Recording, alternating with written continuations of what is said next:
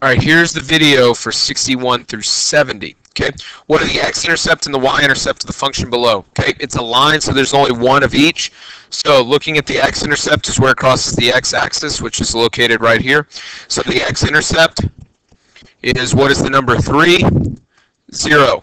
Okay, then I come to the next one. What is the y-intercept, which is right here? Okay, and the y-intercept is going to be 0, 6. So all you're doing is looking that for y, that for your x, get both.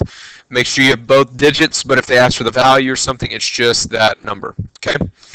What is the solution for this problem? Okay, so we're going to have to do some math here. Okay, so I would go to this problem and I would distribute on both of them. Okay, so I would just take it straight to the calculator because I don't know what all this necessarily means myself. So I'm going to go to negative 13 divided by, or sorry, multiplied by 1/2. So that's alpha y equals, okay, 1 over 2.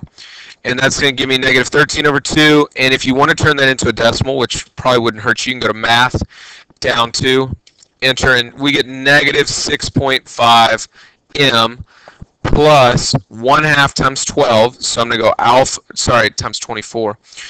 1/2 times 24, and I get 12. So plus 12 equals 1/4 times 32. So I'm going to go alpha y equals 1 over 4 times 32. That gives me 8 minus, and then I'm just going to say alpha y equals 1/4. If you ever make a mistake, just delete the little one. 1/4 parenthesis negative 18. And I get negative 9 over 2, which once again, I'm going to turn into a fraction, or a decimal. So I'm going to go math, decimal, enter. So this will be minus 4.5 m. Okay. Draw my line. Okay. So what I'm going to do is I pick on the little guy. The little guy is actually 6.5 because he's negative. Okay. More negative. So plus 6.5 m over here. So that leaves me with 12, 8 plus 2 m minus 8 minus 8, and I get 4 equals 2 m. Divide by 2, and m equals 2. Okay. As long as we stick with it, this step made it much easier because they all canceled out. Okay, just easy if you make it a decimal. Probably easier if you make it a decimal, no problem. Okay, the cost for a company to produce an item where X represents the number of items produced. How many items were produced that the company spent a total of that? Okay. So what I would do is simply take this, realize that this is y equals. So take it to your calculator, type that in. Okay. So I go to y equals, and I clear out anything that's there, and I simply type in 3x squared minus 8x. Okay, and I hit graph. That's great, but I really don't want graph. I want to hit the table. Okay, now I'm looking for, this would be under the y, because that's how much I produce. So I just start going down. Okay, so I come in here and I just go down. And I'm looking at the y as it goes up. All the way to 2000s. Keep going. Oh, there it is. So what's my answer? I see 28, comma 2128. So my answer is 28. Okay, 28 items. Okay, 28. So I would just simply go type that in and solve it that way. Okay. Find the ordered pair which satisfies the equation for both. Okay, so what I would do is just go to my calculator. When I see this, I am going to hit second matrix, over to math, up to REF or B. Okay, and I don't know why it didn't go there. Okay, so I'm going to do that again. So it's second matrix, math, matrix, math,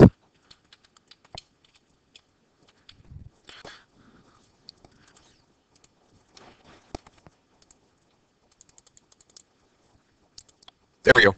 Sometimes it doesn't work, and if it doesn't, just keep trying it, because for whatever reason, you got to be sitting perfect on that. And then I hit alpha zoom, and I've got a 2 by 3, okay?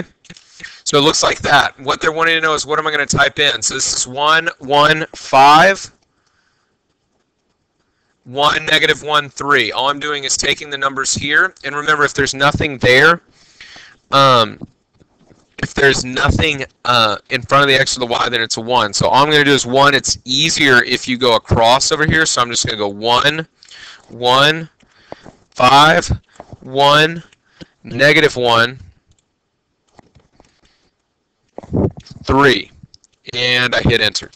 Okay, and whatever spits out, as long as it's a 1, 0, 0, 1, okay, I get 4 on top, 1 on bottom. This is your x, this is your y.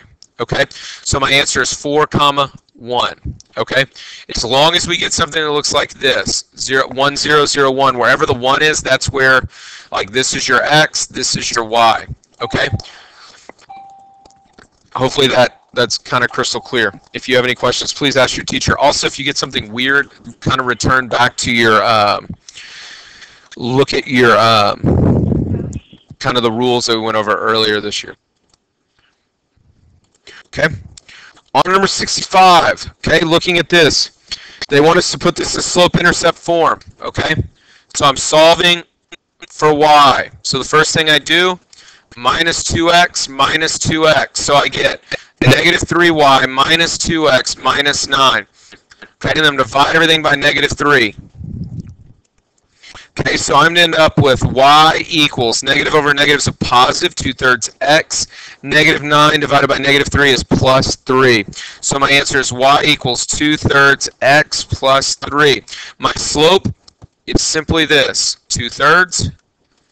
Your y-intercept is this number here. Unless it asks for value, you're going to put 0, 3. Okay. Next, graph an exponential function shown on the grid. What is the dashed line is an asymptote for the graph. Okay, the actual asymptote is this right here where it gets really close. I know it looks like R could be, but I bet I'm going to cross it eventually if I continue. So S is the line of the asymptote, the one that I come really close to but never touch. Okay, and what is the equation? Also, we've only dealt with horizontal asymptotes too. So what is the equation of this line right here? Okay, it's a horizontal line, so that's a HOI.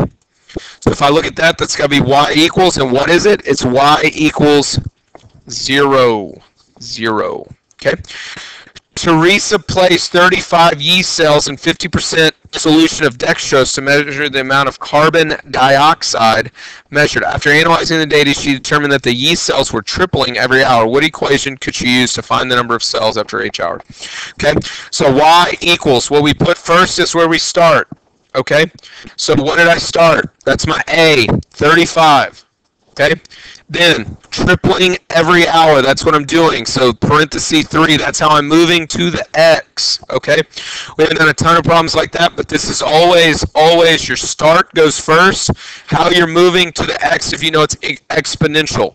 Okay, whenever you see things changing like that, that's how you know it's exponential. It's either getting much bigger, much larger, or much smaller. Okay, this 50% solution is great. All it is extra information that does not help you.